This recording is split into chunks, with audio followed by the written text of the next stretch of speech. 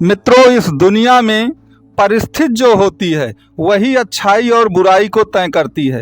एक परिस्थिति में कोई चीज़ आपके लिए बहुत अच्छी हो सकती है, लेकिन परिस्थिति बदलने पर वही वस्तु आपके लिए बहुत बुरी साबित हो सकती है। तो आज हम मीन राशि के इस विषय पर चर्चा करेंगे कि इस समय सन की 7.5 चल रही है, तो इस परिस्थिति में उनके लिए क्या अच्छा होगा और क्या बुरा होगा, क्या दुर्भाग्यशाली होगा, क्या सौभाग्यशाली होगा। इन विषय पर हम व्यापक गहन चर्चा करेंगे। मित्रों, जैसा कि आपको मालूम है कि कहते हैं कि शांति के समान कोई तपस्या नहीं है, लेकिन आप मीन राशि का चिन्ह देखें, इनके पास शांति है ही नहीं। मछली का चिन्ह है और मछली तो आप जानते हैं इधर उधर जाती ही रहती है, आराम वो कभी करती ही नहीं है, तो शांति नहीं है इनके मन में। दूसरा, आप जानते हैं कि कहते हैं संतोष से बढ़ करके कोई सुख नहीं है। अब मीन राशि में आप मुझको बताइए कि शुक्र उच्च का होता है और शुक्र को विलासिता चाहिए, तो फिर संतोष कहाँ से आएगा। फिर कहते हैं कि तृष्णा से बढ़कर कोई व्याधि नहीं है, तो तृष्णा आप जानते ही हैं कि तृष्णा कौन कौन से ग्रह उत्पन्न करते हैं। राहु जो है वो मीन राशि का सबसे बड़ा दुश्मन है, क्योंकि वह चंद्रमा का दुश्मन है, तो तृष्णा मन में भरी हुई है। यहाँ पर कहते हैं कि दया से बढ़ के कोई धर्म नहीं है, तो अब दया तो इनके पास बहुत ज़्यादा है। मीन राशि का गुण दया ही है, लेकिन आपको मालूम है ना कि ज़रूरत से ज़्यादा दया दिखाने पर इस कलयुग में क्या होता है। और जब आपकी परिस्थितियाँ खराब हों और आप किसी पर दया दिखाएं, तो आप जानते हैं आपके ऊपर उल्टा उसका प्रभाव पड़ता है। तो कहने का तात्पर्य यह है कि जो चीज़ें मैंने आपको बताई हैं, चाहे वो संतोष हो, चाहे वो दया हो, चाहे वो शांति हो, चाहे वो तृष्णा हो, यह सब परिस्थितियों पे निर्भर करती हैं।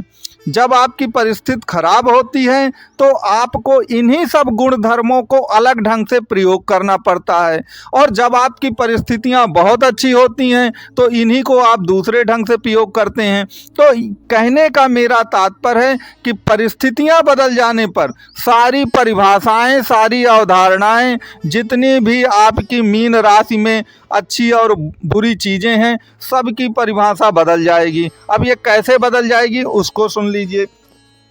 आपने देखा होगा कि मीन राशि का जो सिंबल है वो मछली है। अब मछली पानी में तैरती रहती है, मछली पानी में तैरती रहती है, वो उछल कूद तो मचाती ही मचाती है। तो इनका टेम्परामेंट कुछ ऐसा ही होता है, एकदम क्रोध आया और एकदम क्रोध चला गया। यहाँ पर एक चीज़ और याद रखिए कि मछली वह प्रजाति है जो सबसे जल्दी जाल में फंस जाती है, बाकी इतनी जल्दी कोई जाल में फंसता नहीं है।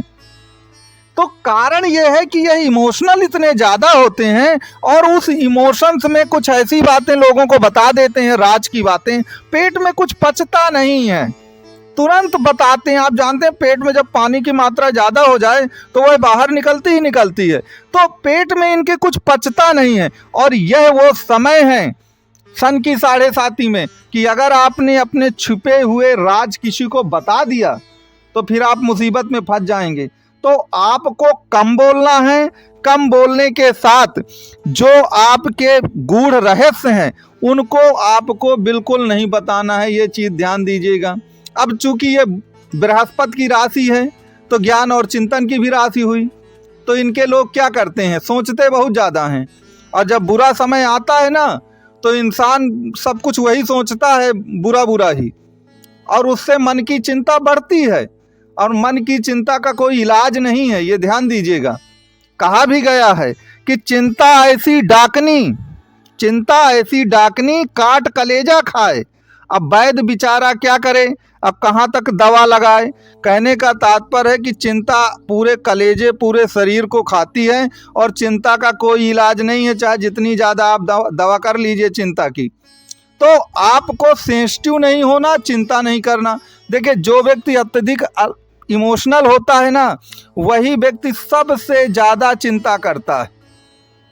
और इस समय जो परिस्थितियां हैं आपकी सन की 7.5 में, तो आपको इमोशनल नहीं होना और ज़रूरत से ज़्यादा चिंतन करके चिंता में नहीं आना है। इस बात को आपको याद रखना है। अब यहाँ पर मैं कुछ सूत्र बताता हूँ, उनको याद रखिएगा। पहली बात तो ये है कि किसी पर भी आपको बहुत ज़्यादा विश्वास नहीं करना है। सन की 7.5 का ये परम रूल आप याद रख लिए कि जब सन की 7.5 चले ना, तो आपको किसी पर सब बहुत विश्वास नहीं करना है, क्योंकि जिस पर आप विश्वास करेंगे वो विश्वासघात कर जाएगा। और आपको अपने अंदर की कोई भी ऐसी बात नहीं बतानी है कि जिसको बताने पर आप मुसीबत में फंस जाएं, क्योंकि ये बहुत इमोशनल लोग हैं।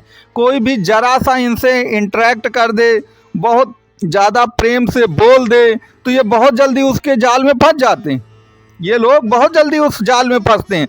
तो उस जाल में अगर आप फंसेंगे ना, तो फिर आप देखिए, फिर आप मुसीबत में आ जाएंगे। तो आपको किसी पर उसके जाल में नहीं फंसना है, इस बात को याद रखना है।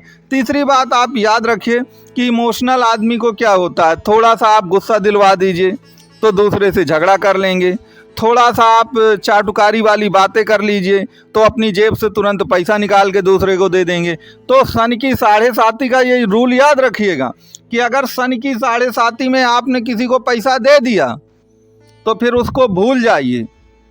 तो इसलिए आपको याद रखना है कि जितनी आपकी हैसियत है उसके मुताबिक ही ये रिस्क लीजिए। ऐसा नहीं है कि आपकी हैसियत कुछ और है और आप बहुत ज़्यादा दे करके, फिर होता क्या है, ये लोग दे करके भी मन ही मन कुढ़ जाते हैं, मन ही मन सोचते हैं। तो आपको ऐसी गलतियां नहीं करनी है सन की 7.5 में। अगर आप ऐसी गलती करेंगे तो फिर वही दुर्भाग्य आपके साथ होगा, दुर्भाग्य आपके साथ होगा। तो आप एक सौभाग्यशाली व्यक्ति तो हैं क्योंकि गुरु की राशि के व्यक्ति हैं, लेकिन परिस्थितियां ऐसी हैं कि अगर गुरुदेव के उन गुणों को आप प्रदर्शित करेंगे ना इस समय, तो आपको फायदे की जगह नुकसान भी हो सकता है। इस बात को आपको ध्यान देना चाहिए कि आप फायदे की जगह नुकसान पे जा सकते हैं। इसलिए आपको ऐसी गलतियां नहीं करनी। तो ना तो पैसा उधार देना और ना पैसा उधार लेना। अब उधार लेने में व्यक्ति भी हो सकते हैं, बैंक भी हो सकते हैं, क्योंकि उधार लेकर काम करने में सन की 7.5 में अक्सर नुकसान लगता है व्यक्ति को, व्यापार करने में या किसी जगह इन्वेस्टमेंट करने में।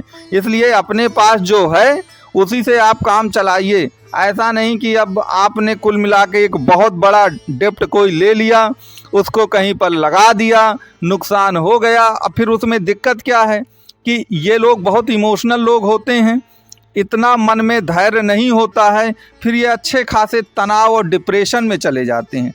तो आपको इन सब बातों का याद रखना है कि सब कुछ परिस्थितियों पे निर्भर है।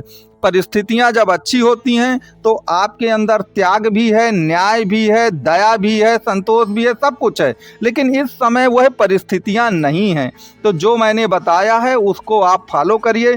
फिर भी आपको लगता है कुछ अधूरा रह गया है तो नंबर दिया गया है, आप इस नंबर पे कुंडली का अगर विश्लेषण करवाना चाहें तो दिए गए नंबर पे आप ज़रूर कांटेक्ट कर सकते हैं। अगर आपको वीडियो अच्छा लगा हो तो वीडियो को लाइक, शेयर और सब्सक्राइब करना ना भूलें।